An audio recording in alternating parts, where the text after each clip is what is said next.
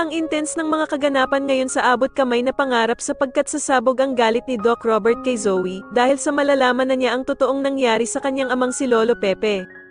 Dito nga ay wala nang takas si Zoe dahil sa magpa-positive ang resulta ng kanyang fingerprint sa naiwang gamit kung saan naaksidente si Don Pepe. Samantala ay maggagalaiti naman itong si Moira sa anak niyang si Zoe dahil nga sa gusto na nitong umamin sa ginawa niya kay Don Pepe dahil sa palaging pagpaparamdam daw nito sa kanya. Sasabihin nga ni Zoe na hindi na daw kinakaya ng konsensya niya na patuloy pang ilihim ang kanyang krimen na nagawa sa Lolo Pepe niya at gusto na nga daw niya itong aminin.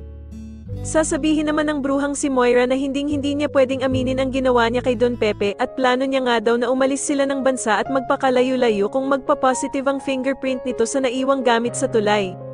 Samantala ay madadagdagan naman ang ebidensya na nakita ni Police Gonzaga dahil sa makikita nga nito ang kabiyak ng sapatos ni Zoe.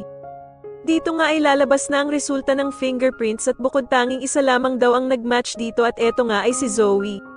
Sa kabilang banda naman dahil sa naging resulta ng fingerprints ay maiisipan ni Moira na lumabas ng bansa at magpakalayo-layo kung saan sila hindi makikita ng mga pulis.